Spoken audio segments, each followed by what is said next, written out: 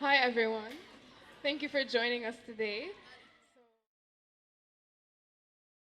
Today, we have a speech awareness campaign for you guys. All of the topics will be mainly about the environment. I hope you enjoy. Our first speaker is Karim Sayed discussing water pollution.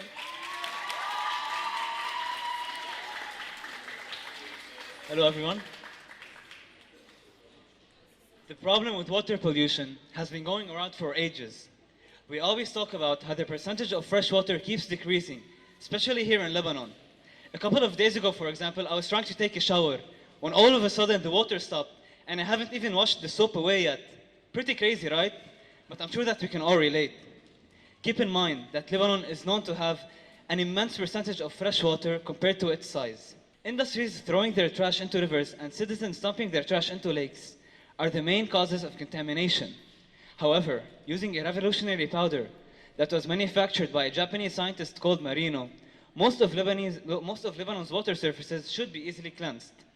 I'm going to present the causes and effects of water pollution and tell you exactly how we are going to solve this disaster.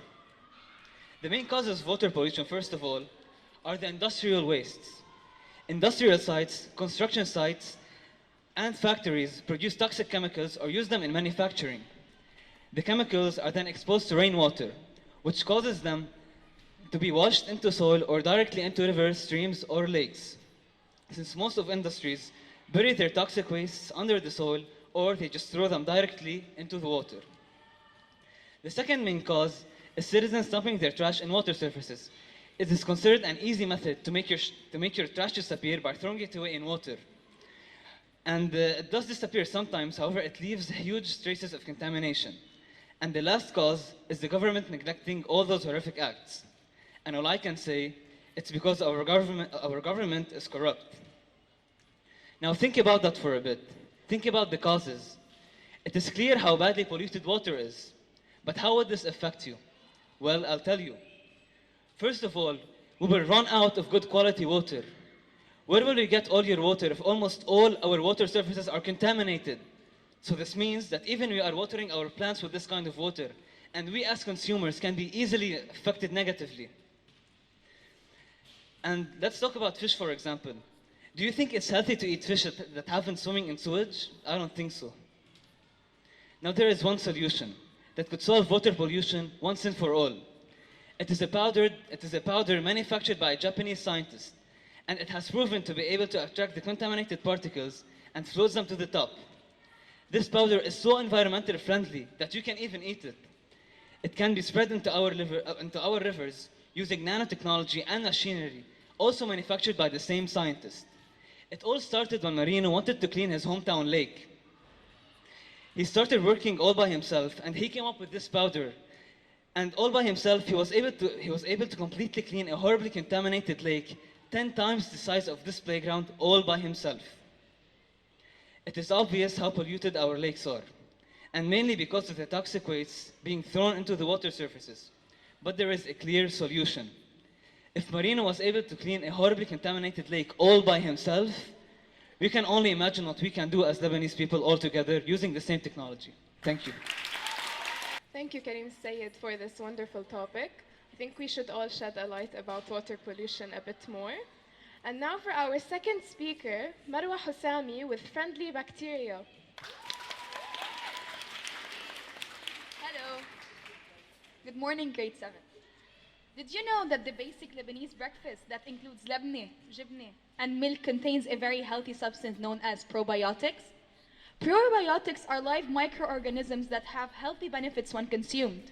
Probiotics, which are usually beneficial bacteria, provide all sorts of powerful benefits for your body and brain.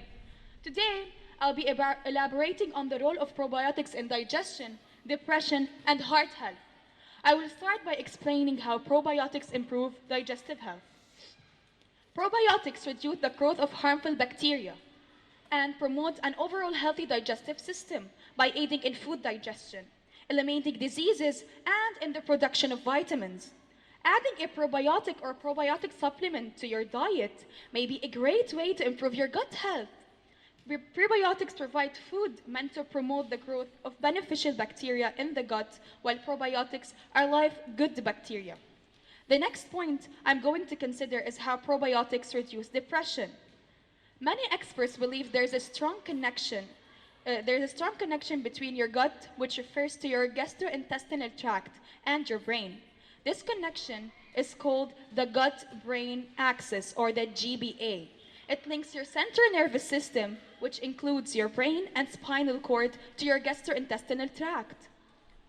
Studies show that microorganisms living in your gut, including probiotics, play a crucial role in GBA by producing neurotransmitters that can affect appetite, mood, or sleep habits, and reducing inflammation in your body, which can contribute to depression.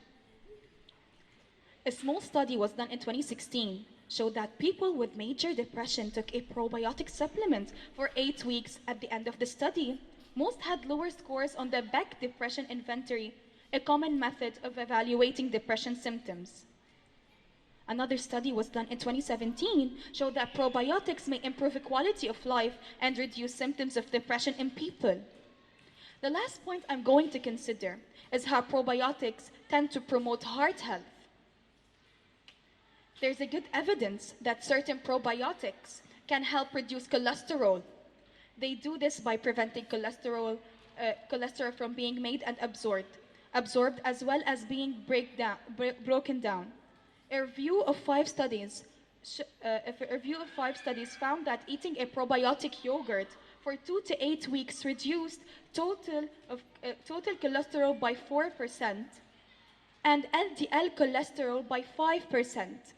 Another review of 9 studies found that probiotic supplements reduce blood pressure, but only modestly.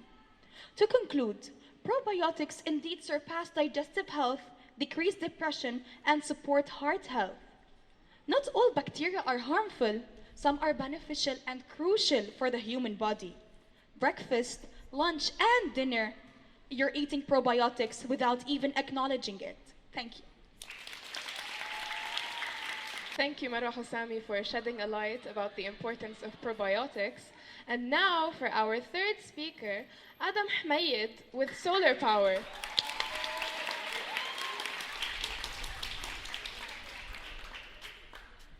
Solar power. Let's look ahead 50 years and see what the world is like. Imagine a world that is in total war with no end in sight. The cause behind this war is simple: oil. Everyone is fighting over those last few reserves of oil. How can this future be prevented? The answer is solar power. Solar power has the potential to become the world's main supply of energy, being the most efficient and cost-effective solution. Today, I will be presenting the environmental benefits of solar power that are using less water, reducing air pollution, and helping to slow climate change. The first point I'll discuss is how solar power reduces consumption of water. Water is one of our most precious natural resources. We run the risk of running out of fresh water in the future. Traditional electricity production can use thousands of liters of water each year. Water is used for cooling generators, processing and refining fuel, and transporting fuel through pipes. For example, here in Lebanon, we produce 2.26 billion kilowatts per hour of energy using water. Generating power through solar panels, however, uses no water whatsoever. The only water needed is rainwater to naturally clean the panels when they get a bit grubby. Let me move to the second point, which is how solar power reduces air pollution. The air we breathe can help or hinder our health and well-being. Electricity generation from fossil fuels can generate harmful carbon dioxide and methane gases that lower the quality of the air we breathe. Breathing poor quality air on a daily basis can have dire consequences on our health. In Lebanon, the percentage of air pollution is 75.98%. And the main cause of that is producing electricity from fossil fuels. On the other hand, generating electricity from solar panels produce no harmful emissions. And the more homes and businesses that rely on solar power means less toxic emissions from fossil fuels into our air. My last point is about how solar power helps to slow climate change. The release of toxic gases into the atmosphere, such as carbon dioxide, methane, and nitrous oxide, doesn't just contribute to air pollution, but also contributes to the enhanced greenhouse effect. While the greenhouse effect is a natural process that warms the Earth's surface to a livable temperature, human activities such as the burning of fossil fuels have increased the amount of greenhouse gases in our atmosphere. This has led to the enhanced greenhouse effect, which is warming our Earth faster than ever before. Generating electricity from solar panels produce no greenhouse gases whatsoever and can help to reduce the effect of climate change if used widely. With solar energy powering a home or a business, there is no burning of fuel and no emissions from energy production, from reducing greenhouse gases, improving our air quality, and conserving our precious water. Solar energy can help to reduce air reliance on fossil fuels and lower energy prices for years to come. The environmental benefits that are using less water, reducing air pollution, and helping to slow climate change give the solar power the potential to become the world's main supply of energy. People should use solar power instead of any other source to produce electricity, which will help in making the world a better place to live in. The sun, that power plant in the sky, bathes Earth in ample energy to fulfill all the world's power needs many times over. It doesn't give off carbon dioxide emission. It won't run out. And it's free. So don't you think it's time we think about using it? And thank you. Thank you so much, Adam Ahmed, for this fundamental topic. And now for our next speaker, Ibrahim Shahimi, with Why We Can't Stop Climate Change. Hello, everyone. It has been increasingly evident in the recent years that our worldwide living conditions have been challenged consistently. We have the August drought in Chennai, the burning of the Amazon forest, the July heatwave in France. It has become apparent that our days of stability have ended. Whether we stood there and partook in accelerating such a change, or whether we stood there and watched nature fall back, the earth fall back into nature's grasp.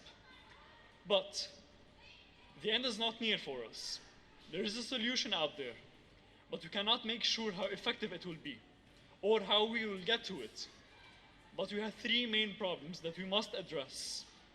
The first being the production of electricity, the second being the production of the manufacturing of products, and the management of agriculture. Let us start off with the biggest culprit we have, the management of electricity. So, according to Bill Gates, the production of electricity accounts for 25% of global greenhouse gas emissions. And the way most of the world's electricity is produced is through burning fossil fuels. So one day a man comes up and says, okay, I don't like how to do this. This is polluting. What else can we do? There's solar power. Solar power is very efficient. But the problem is that it cannot really be used on a massive scale. There are several obstacles in its way. So take a look at this. You have the Great African Sahara Desert. It's a vast, empty land with nothing but sunlight and sand. It is the ideal place for planting solar panels. But the problem is there's politics, and that gets in the way of science. If you can't have anything to place, then you can't really place them in the Sahara Desert. And even if you had them, then that would be very costly to manage them. You would need billions of dollars, and you would need the proper agreements.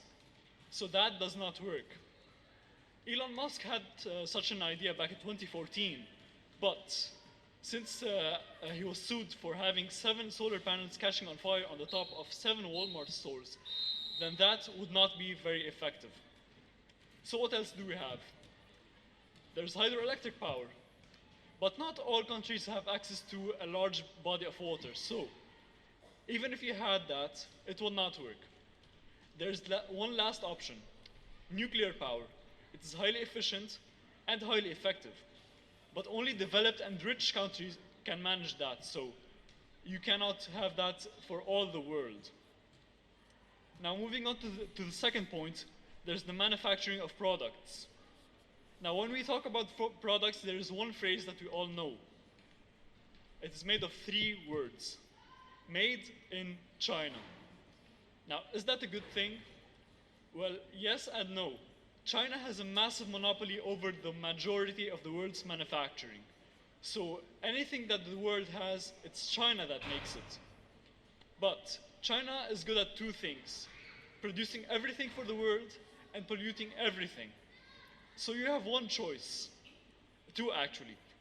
So you can either keep polluting the world and have the 3 billion factories in China running, or you can stop the world and stop China, and you would have no pollution at all. It's your choice. So there are 3 billion factories, 1 government, and not enough people to supervise China. So for that reason, China cannot think on a long-term basis, and thus we have no way to manage such resources. We cannot stop it. So we have to go back to these 2 choices, and we have to make a decision. Now, moving on to the last point, which is the management of agriculture, the untamed beast of global warming. Let's talk about cattle farming. Cows smell bad, and they fart a lot. So what are you gonna do? Go ahead and ask a cow how to stop farting them? That's not gonna work. So cows emit a lot of methane, which is 40 times more effective than carbon dioxide when it comes to trapping heat in our atmosphere. So what we can do is that we can make meat in labs. They take a few muscle cells from cows, they take them back to a sterile lab, and they keep growing the muscles over there. Now the problem is that there's religions, and religions have religious restrictions. And so these meats cannot be consumed by everyone. So that will not be effective, and it is very costly. Running these labs is very expensive. It's like having a sterilized room in a hospital. So even if you could produce that, you cannot have everyone eat it. So there is one final solution for such a problem. You take a bull and a cow and you let them do their thing. You have a whole herd, you watch over them, and you have enough meat to feed a village. So sometimes the most effective way to solve this problem is to have the most effective and basic solution. So tell me, did we get anywhere? We did not get anywhere. Tell me, is the world in danger? No. We are in danger, but the world is not by itself in danger. The world knows how to fix itself, and nature always has a solution. So we cannot really do anything to help the world, and we cannot really do a lot of things except to delay the inevitable. Global warming will happen, and the change will take place. So I just hope that we will be able of coping with it, and that we will be done with such problems, and that we can manage everything. Thank you. Thank you so much, Bob, for this essential wake-up call. And now for our next speaker, Eli Hakim with carbon capture and storage. Take a deep breath. Relaxing, right? Now imagine trying to hold it. I bet you can't hold your breath for more than a minute or 2. Do you see how vulnerable we get without air? Yet, we take it for granted. We human beings have been drastically polluting our atmosphere for the past 60 years. Our atmosphere has reached a level of contamination where it poses a threat to humans and to wildlife. In this alarming situation, engineers have come up with an innovative device to try and fight our problem. Today, I'm going to elaborate on the effects of air pollution and propose a clear solution engineers have come up with to fight our problem. Air pollution is one of the main reasons of climate change. As temperatures get higher, the polar ice on both extremities starts to melt, which results in the rise of sea levels that will flood coastal cities and islands. less fresh water will be available, since glaciers provide us with 3/4 of fresh water we use. Acid rain forms when water droplets combine with CO2 emissions, thus resulting in toxic rain. It's affecting 46% of forests in Europe and North America by damaging the soil from where the plants and trees derive their nutrients from. Another negative effect of air pollution is diseases. It simply occurs through inhaling polluted air, which results in health problems such as heart disease, lung cancer, and chronic respiratory diseases. According to the World Health Organization, 7 million people die each year from these diseases. Fortunately, as technology advances, engineers have come up Fortunately, as technology advances, engineers have come up with an innovative device they tried to build. Fortunately, as technology advances, engineers have built a device that can be installed on factories that emit CO2, thus to stop air pollution. This device is called the Carbon Capture and Storage Device. It was invented in Germany by a group of researchers and engineers, and by 2008, the first device was successfully tested. How does this device work, you may ask? Well, the technology behind this device is brilliant. It captures CO2 emissions from the factory, then sends it in a tube to an underground chamber where it processes the later processed gas can be released. This process is proven 90% eco-friendly. This means 90% of CO2 emissions are properly processed and safe. Due to its high value cost, this device is often used by big companies, so its price is the only obstacle. However, we can overcome this obstacle by cutting down on other ineffective fundings and fund the carbon capture technology program. In conclusion, with the increasing risk factor caused by air pollution, and for the sake of our next generation, we were able to come up with a brilliant device to try and fight air pollution. So I ask you, and I urge you to support our program so we can spread this device globally. And by doing that, you become an advocate to our cause and take part in a greater solution. Our will for a change will guide the way for a cleaner, better Earth. Thank you. Will help me in welcoming our last speaker, Sarah Habanjar, with climate change.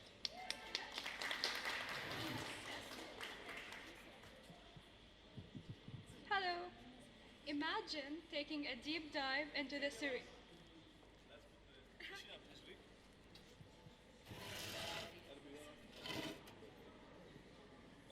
Yeah. Imagine taking a deep dive into the serene, limitless ocean and feeling the warm water brush your worries away.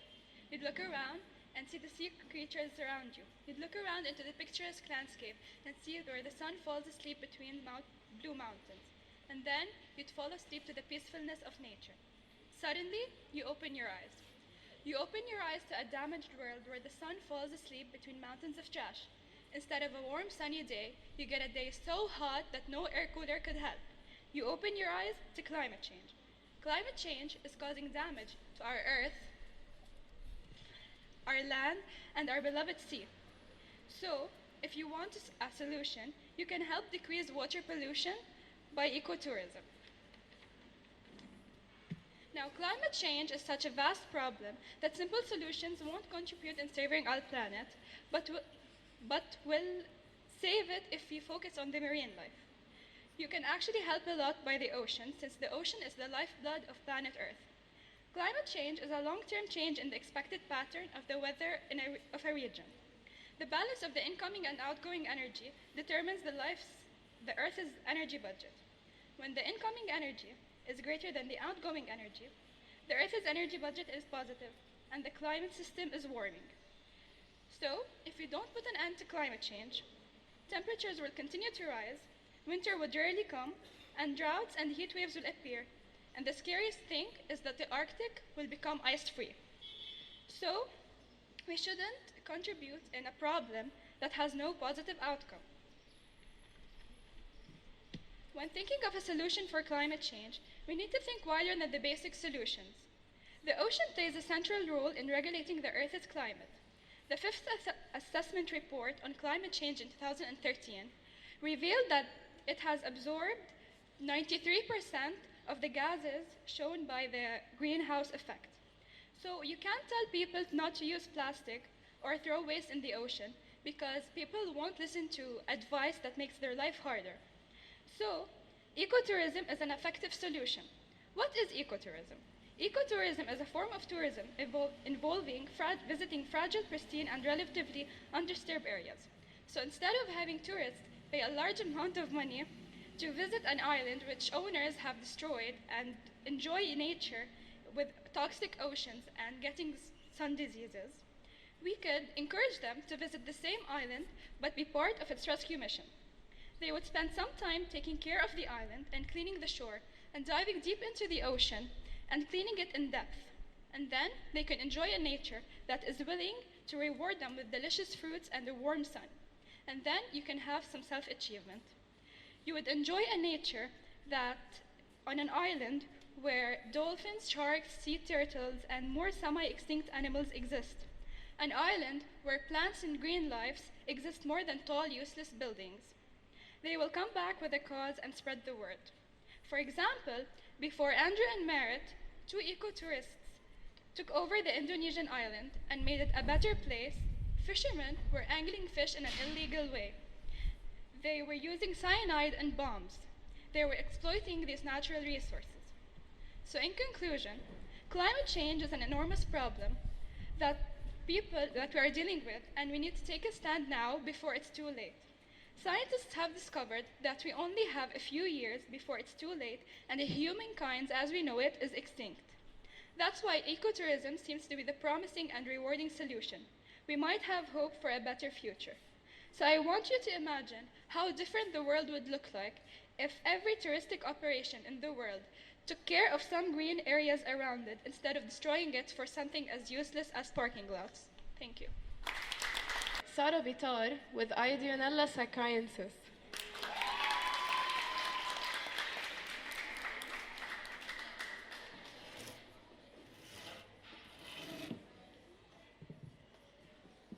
Hello. Okay. By 2050, researchers estimate that there will be more plastic in the ocean than fish. Since the 1950s, we've created 6.3 billion tons of plastic. 9% of it winds up being recycled, another 12% incinerated. That leaves us with 4.9 billion tons of plastic waste. What's even worse is that plastic is incredibly tough and durable. Researchers estimate that it can take anywhere from 500 to 5,000 years for plastic to fully break down. It leaches harmful chemical contaminants into our soil, our ocean, our food, our water, and even into us. So how did we end up with so much plastic waste? Well, it's simple. Plastic is cheap, durable, and everywhere. But similarly, there's something else that's cheap, durable, and everywhere, and it may even help us with our environmental hazard occurring today. I'm talking about bacteria known as Ideonella saccharensis. This bacteria has power to consume a specific type of plastic as a sole carbon and energy source. It all started with several diligent Japanese researchers who found plastic-eating bacteria next to a sludge samples of a PET bottle recycling site. This organism holds specific essential elements that make it such an influential organism. This bacteria has strength to consume a specific type of plastic known as polyethylene terephthalate, which is either known as PET plastic or PET plastic, which is the world's most used plastic in the world. It leaches an enzyme called lipase, which binds to the tough, durable bonds of plastic and helps it break it down into sugar, which will then be used as energy. And it's also naturally founded in the environment. Now, I know what you're baffled about. Why didn't plastic vanish a while ago if it's already founded in the environment? Well, unfortunately, the process of the bacteria breaking down the plastic is incredibly slow. But several modifications can occur in order to speed up the process and, of course, safely. Scientists try to use UV rays, or in other words, blasting the plastic with sunlight. Sunlight can turn the plastic softer and easier for the bacteria to chew on. In fact, sunlight causes photochemical effects on the polymer bonds, which leads to some sort of degradation to the polymer bonds and breaks it down. In that case, the bacteria can break down the plastic in a matter of hours rather than months. So on the whole, the bacteria known as Aedenosacchaenses, with stamina of consuming PET plastic efficiently after several modifications, can save our planets from the myriad problems plastic itself has inflicted on us. So, all the solutions are all here. All we have to do is have strength, perseverance, and tenacity in order to save ourselves from pollution and climate change. We won't have society if we destroy our environment. Thank you. Thank you so much, Sara Bittar, for this fundamental topic. And now for our next speaker, Hadi Harajli with nanotechnology. Hello, everybody. Did you know that scientists nowadays are able to transform charcoal into diamond using few simple steps? Using a bunch of those particles 100,000 times smaller than the width of a hair can help complete this process. Nanotechnology. It may not be a new science, but I'm sure not everyone here knows about it. And each nanometer is 1/1000th of a meter. And throughout my speech, I'm going to inform you about different benefits of nanotechnology. First, using nanotechnology, you can reform substances and change them into new substances. So here's an example about charcoal. So this is, excuse my bad drawings. So here's an example. This could be a piece of charcoal, and the nanoparticles present inside it are this way. When we reform them in the lab and change their functions and their positions, we can move them to create diamond. And this is what our scientists are doing nowadays. And anyone can realize the difference between a piece of charcoal and a piece of diamond. The color, which is black in charcoal and transforms into translucent in diamond, the rough texture that becomes smooth, and the wood-like structure that becomes glass-like. Second, nanotechnology helps save energy. Nanotechnology is improving the efficiency of fuel production from raw petroleum materials through better catalysis. This term means that using science, nanoparticles in an atom give an atom a different role and a new function to achieve new purposes and specific purposes. So instead of wasting energy from several atoms to produce heat, one atom can be enough to give the same amount of heat and do the work. It is also enabling reduced fuel in vehicles and plants through higher efficiency combustion and decreased friction. Last but not least, nanotechnology provides us with a healthier lifestyle. Nanotechnology also delivers drugs more effectively. It diagnoses a disease in a shorter period of time than normal and facilitates medical health care. It can also deliver vaccines through aerosols and patches, which means that drugs can now be delivered through nano vehicles, which can deliver the drug payload fusing with cell membranes. So we can get a piece of those patches and put it on the skin. When it's on your skin, it fuses with your cell membrane, and the drug will be delivered directly inside your body without any needles or anything. And this technology can be good news for people suffering from several diseases such as high blood pressure or diabetes. So let's take an example of a person having high blood pressure. He cannot eat any salt. So using nanotechnology, one single sprinkle of salt can give the food the same taste of using a great amount of salt, and will taste the same. So only one sprinkle of salt would be enough to deliver the same taste of salt instead of using like a big amount. Nanotechnology, the science of extremely small particles, can change our lives and provide us with new elements in nature and different types and sources of energy. It can even give us a healthier lifestyle. This science can solve numerous issues in the world. It can solve hunger, obesity, vaccination and energy problems, and many more. We shall spread the word. Let's take advantage. Thank you. Thank you very much, Hadi, for this wonderfully interesting topic. And now, a round of applause for our next speaker, Nadim Fayyad, with plastic pollution.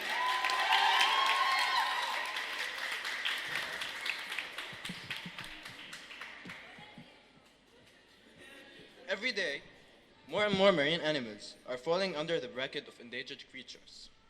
The carelessness of us humans have caused nearly 50% decline in marine populations between the year 1970 and 2012, which means about half marine life has been lost in the last 40 years.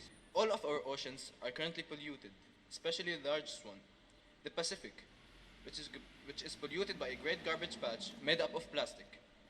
Today, I'm going to talk about how serious the problem is and how to properly address it. Firstly, how harmful can plastic be? One plastic bag can kill numerous animals as it takes so long to degenerate. Between 4.8 and 12.7 million tons of plastic enter our oceans each year. Plastic can enter as large identifiable items or as small microplastics under 5 millimeters.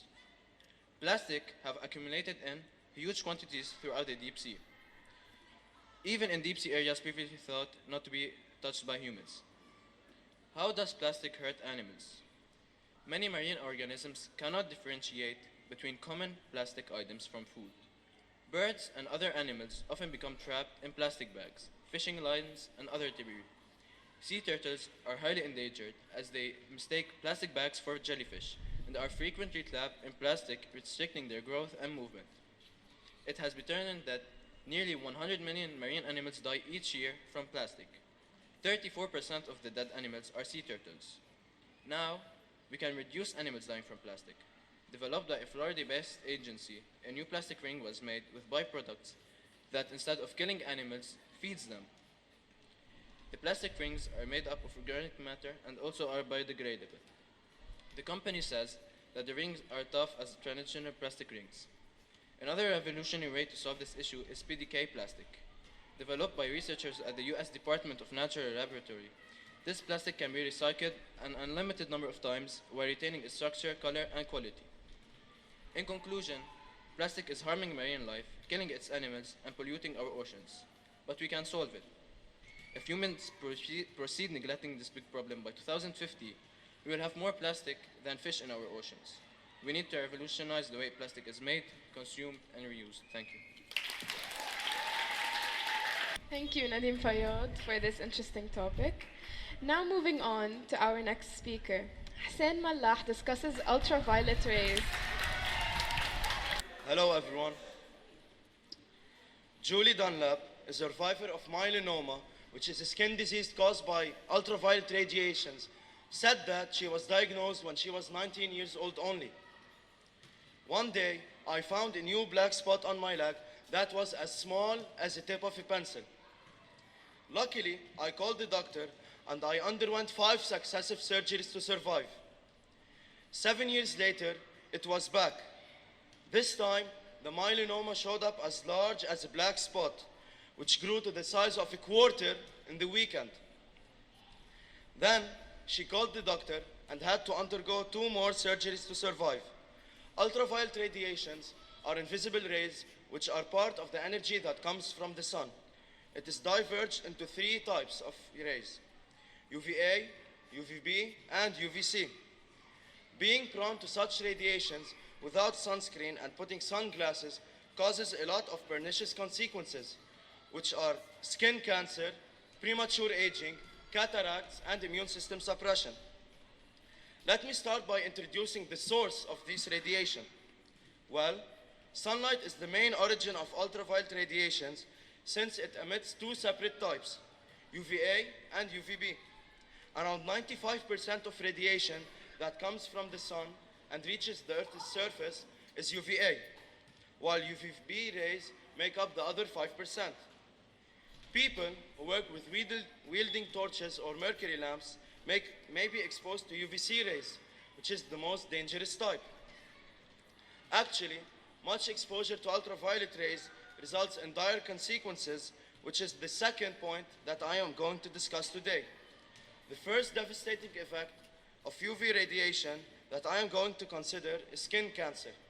Each year, more new cases of skin cancer are diagnosed in the US than new cases of breast, prostate, lung, and colon cancer combined. 1 in 5 Americans will develop skin cancer in their lifetime. The second effect represents actinic keratosis and premature aging of the skin. Actinic keratosis are skin growths that occur on body areas exposed to the sun. For example, the face, hands, forearms, and the V of the neck especially due to its susceptibility to this type of lesion. The third outcome of ultraviolet rays leads to cataracts that are a form of eye damage in which a loss of transparency in the lens of the eye cloud vision. If left untreated, cataracts can lead to total blindness. Other kinds of eye damage include pterygium, skin cancer around the eyes, and degeneration of the macula, which is a part of the retina where visual perception is most acute. The fourth and last consequence, which I will discuss, is immune suppression. Scientists have found that overexposure to UV radiation may suppress proper functioning of the body's immune system and the skin's natural defenses. The skin normally mounts a defense against foreign invaders, such as cancers and infections. But overexposure to UV can also weaken the immune system, reducing the skin's ability to protect against these invaders. Resuming to Julie's story, she overcame this problem because she was wise enough and she reported her condition. Based on her experience, Julie advises people to wear sunscreen and to be vigilant about skin changes and putting sunglasses. Also, she talks about the importance of early detection. She says, if you find a suspicious mole, call your doctor right away. Thank you. Thank you so much, Hussein Mallah, for shedding a light on this issue.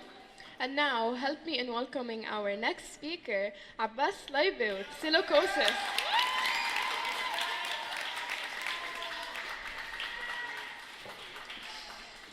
Good morning, everyone. Although silicosis deaths has declined in the past decade, the occupational lung disease still kills 100 people every year. Silicosis is known as a lung disease. It usually affects you when you breathe dust and fine ash that usually comes from volcanoes containing crystal material called silica, which can be found in rocks, mineral ores, or sand. Over time, silica can build up in your lungs and the respiratory passage. This can lead to coughing, weight loss, and lung scarring. Despite the importance and severity of these symptoms, silicosis can be treated but not cured. There is no specific treatment, but it can be reduced by medications, oxygen therapy, and lung transplant surgery. First, I'm going to speak out how silicosis put people at a higher risk. Most people exposed to silica dust at work get silicosis. There are fields that may put you at a higher risk. For example, mining, steel industry, farming, road repair, and so on. Now, how does silicosis affect someone's body? Silicosis affects the lungs by damaging the lining of the lung air sacs. Once this level begins, it will lead to scarring and, in some situations, to a condition called progressive massive fibrosis. This condition happens when there's a severe scarring and stiffening of the lung, which makes it difficult to breathe. People with acute silicosis experience cough, weight loss, tiredness, and may have fever or sharp chest pain. People, over time, especially with chronic silicosis, they may have shortness in breath. The healthcare provider may hear some crackles or wheezing when he listens to the lungs. Having this disease increases the risk of other problems, such as tuberculosis, lung cancer, and chronic bronchitis. Next, let me show you how can we treat silicosis. As I said, silicosis can be treated but not cured. There is no specific treatment for silicosis. Removing the source of silica exposure is important to prevent the disease from getting worse.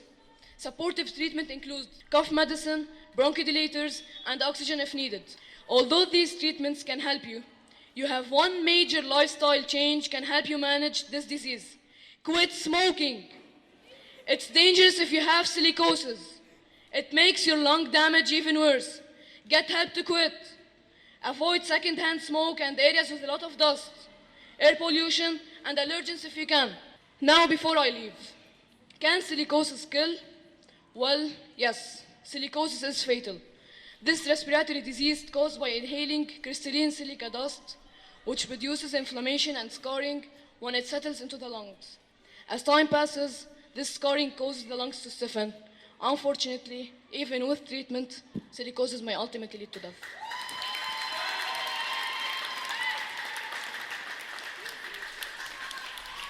Thank you so much, Abbas. Unfortunately, guys, we have reached the end of our campaign. I would like to thank every speaker, and most importantly, I would like to thank you guys for joining us today. I hope you enjoyed, and I hope this leaves a mark. Thank you.